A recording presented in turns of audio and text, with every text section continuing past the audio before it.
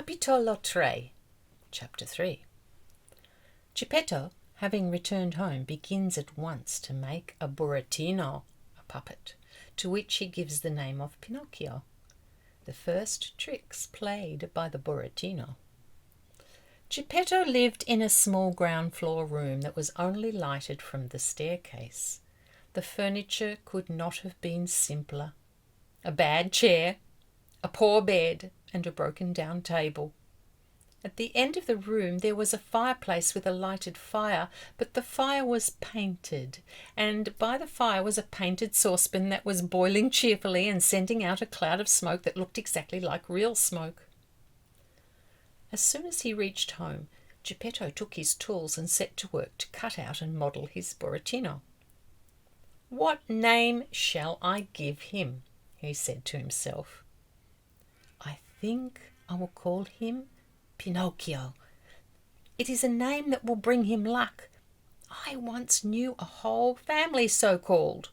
There was Pinocchio the father, Pinocchia the mother, Pinocchi the children, and all of them did well. The richest of them was a beggar." Having found a name for his burattino, he worked in good earnest, and he first made his hair, then his forehead, and then his eyes. The eyes being finished, imagine his astonishment when he perceived that they moved and looked fixedly at him. Geppetto, seeing himself stared at by those two wooden eyes, took it almost in bad part and said in an angry voice, "Wicked wooden eyes, why do you look at me?" No one answered. Then he proceeded to carve the nose, but no sooner had he made it than it began to grow. And it grew and grew and grew until a few minutes it had become an immense nose that seemed as if it would never end. Poor Geppetto tired himself out with cutting it off, but the more he cut and shortened it, the longer did that impertinent nose become. The mouth was not even completed when it began to laugh and deride him. "Stop laughing!" Geppetto provoked, but he might as well have spoken to the wall. "Stop laughing, I say!" he roared in a threatening tone. The mouth then ceased laughing, but put out its tongue as far as it would go. Geppetto, not to spoil his handiwork, pretended not to see and continued his labours. After the mouth, he fashioned the chin, then the throat, then the shoulders, the stomach, the arms, and the hands. The hands were scarcely finished when Geppetto felt his wig snatched from his head. He turned round, and what did he see? He saw his yellow wig in the puppet's hand. "Pinocchio, give me back my wig instantly!" But Pinocchio, instead of returning it, put it on his own head, and was in consequence nearly smothered. Geppetto, at this insolent and derisive behaviour, felt sadder and more melancholy than he'd ever been in his life before, and turning to Pinocchio, he said to him, "You young rascal, you are not yet completed, and you're already beginning to show want of respect to your father. That is bad, my boy, very bad." And he dried a tear.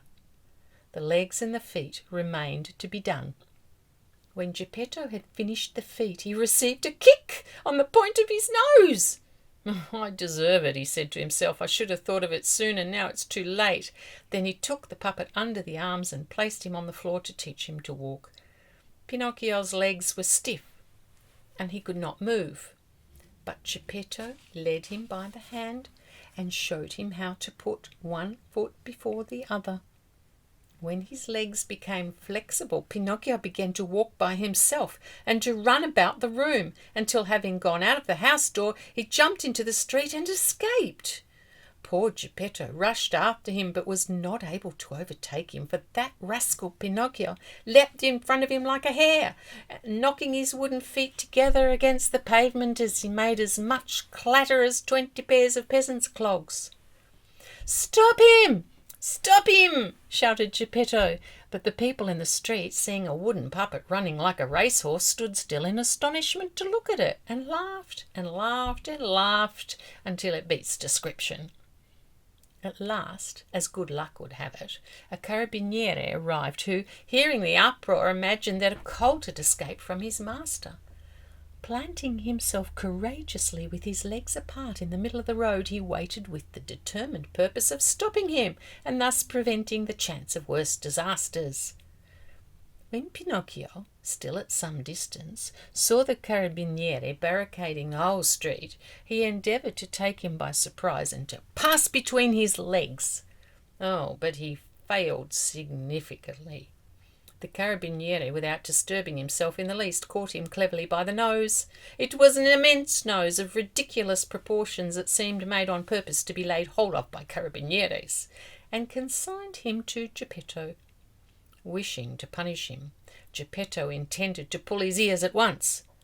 But imagine his feelings when he could not succeed in finding them. And do you know the reason? It was that in his hurry to model him, he'd forgotten to make them. He then took him by the collar, and as he was leading him away, he said to him, shaking his head threateningly, "We will go home at once, and as soon as we arrive we will regulate our accounts, never doubt it."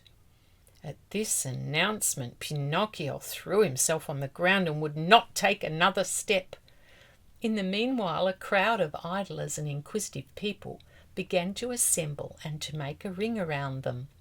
Some of them said one thing, some said another. "The poor puppet," said several. "He's right not to wish to return home. Who knows how Geppetto, that bad old man, will beat him?" And the others added maliciously, "Geppetto seems a good man, but with boys he is a regular tyrant. If that poor puppet is left in his hands, he's quite capable of tearing him to pieces." It ended in so much being said and done that the carabiniere at last set Pinocchio at liberty and conducted Geppetto to prison.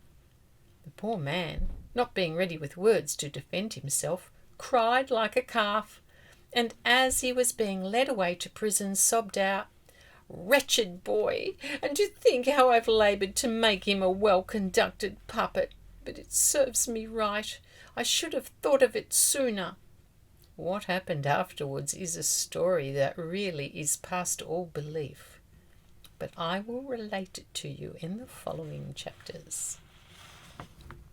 And here I stop for today. 3 chapters is plenty to begin with. I'll leave you knowing that Capitolo 4, chapter 4, is called The Story of Pinocchio and the Talking Cricket, from which we see that naughty boys cannot endure to be corrected by those who know more than they do. Arrivederci.